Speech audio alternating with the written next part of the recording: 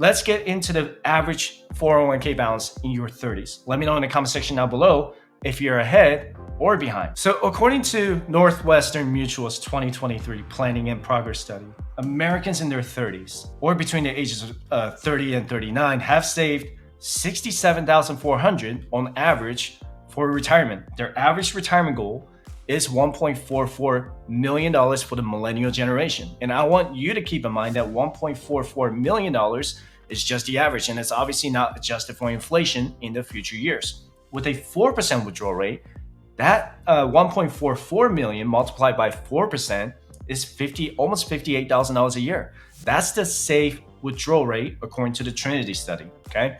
And if you adjust it $58,000 a year by inflation, and let's say people in their 30s on average want to retire in 25 years, that $58,000 a year would turn into $107,000 a year in the year 2048. So that $107,000 a year in retirement would require these people in their 30s to adjust their retirement goal to $2.675 million. But to make this video simple, I'm going to keep the retirement number at $1.44 million. And here's how much you'll need to invest every month with a 7% average annual return to achieve $1.44 million in your retirement accounts by the time you turn 60 years old. I'm not going to read off every single one of them, but feel free to just take a screenshot of it if you want to. And these numbers go up based on your retirement number. If you don't think 1.4 million is enough, then you'll need to increase your savings rate. I don't want you to feel discouraged though, because you don't have the same advantage as you once did in your 20s. I didn't start investing until I was 31 years old. I'm going to be 37 this year. And I feel like I've caught up on my retirement numbers because I became very intense with my retirement savings. And at the age of 30, you'll need to invest a minimum of $817 a month to get to $1.44 million with a 7% average annual return. This is also assuming that you already have $67,400 in investments. You see how the numbers go up as your age goes up, right?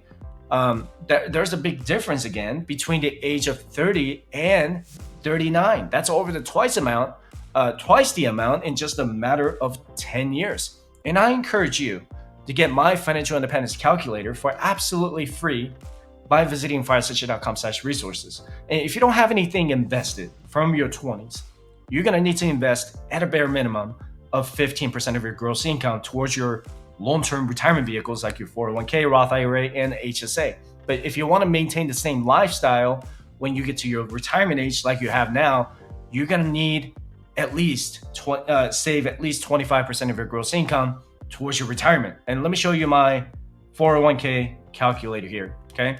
So let's assume that you have $67,000 invested so far, all right? The gross income I'm going to start with is $60,000, which is about the national average for people in their 30s.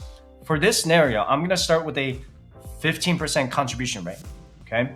And I'm also going to add a 3% employer contribution rate. And I'm also going to assume that the investments will perform a 7% average annual net return until retirement. And I'm going to maintain the 15% contribution rate for the entire lifetime. And I'm also going to assume that your gross income will increase by an average of 2% annually, which means that both your personal and employer contributions will increase by 2% annually, okay?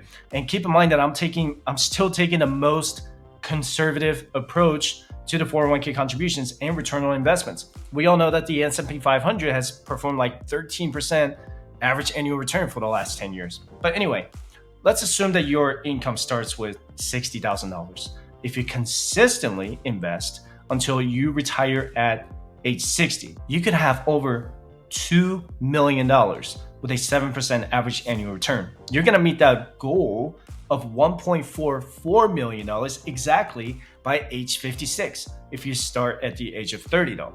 If you're 31 or older, then you're going to have to either increase your savings rate or increase your income to meet the retirement goal, okay?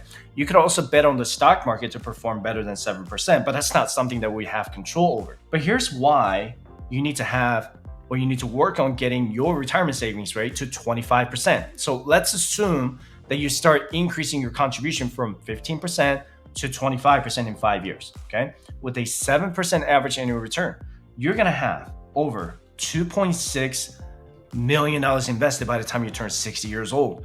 By the time you're 55, you're gonna have over or almost $1.8 million under the rule of 55. And obviously, if you make more money, like in the six figures, you need to contribute at least 25% of your income or just max out the retirement contributions every year. This is a numbers game. If you didn't put any money in your retirement in your 20s, you have some catching up to do, okay? In our investment timeline, I want to show you this because I'm in my mid 30s. I want you to take a look at my investment timeline in my 30s. You need to make your own timeline to understand how compound interest can work in your favor. And I'm not going to go too much in depth on this because I already made a separate video about it, and I'll put that video in the description below. This is the most important bracket of my timeline because I want to make sure I have the assets and income for the rest of my life and not have to rely on Social Security, because we all know that it can go away at any time, especially for people who are in their 30s. I was 31 years old when I started maxing out my Roth IRA and Roth 401k because it's going to have long-term growth, right? And keep in mind that I'm not touching any of these investments until at least I'm 59 and a half.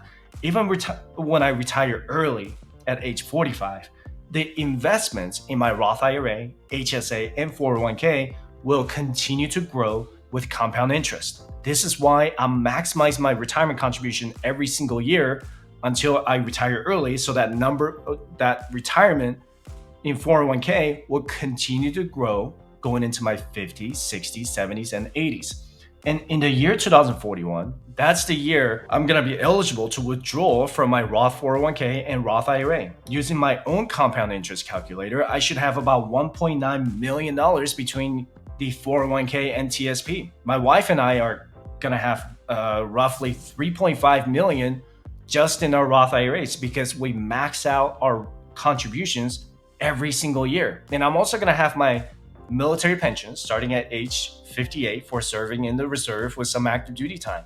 If you retire on active duty, then you'll start collecting a pension as soon as you retire. But that's not the case for me because I'm gonna be retiring as a reservist.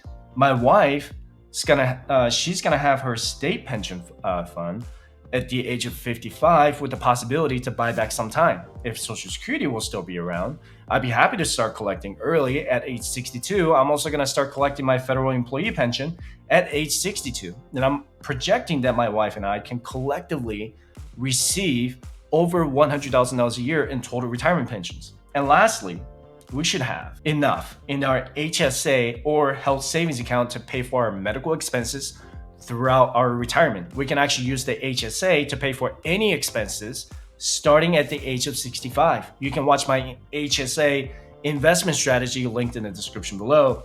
And when I retire early, I should have enough passive income streams from my taxable investment accounts with dividend stocks and growth stocks to live on the earnings and interest, and enough cash reserves and rental income to pay for any additional expenses.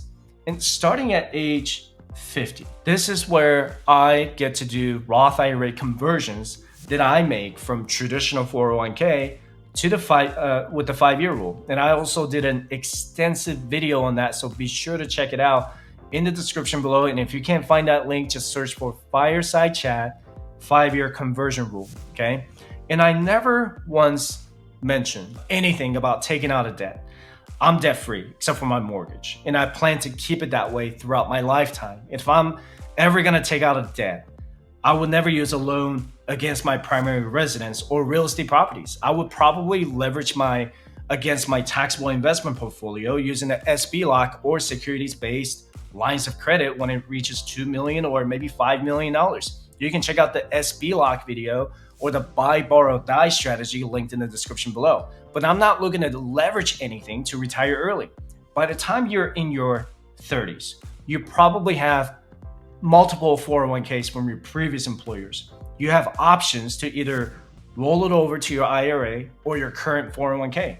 I'm mentioning this because there are over 20 million forgotten and lost 401k accounts. That's crazy. And moving those dollars out of your old 401k could work in your favor if you move it to your traditional IRA or Roth IRA and take full control of your investments. If you're behind on your 401k investment, you need to reassess your overall finances by redoing your budget. If you have any consumer debt, then you should prioritize paying them off as soon as possible and then raising your 401k contributions.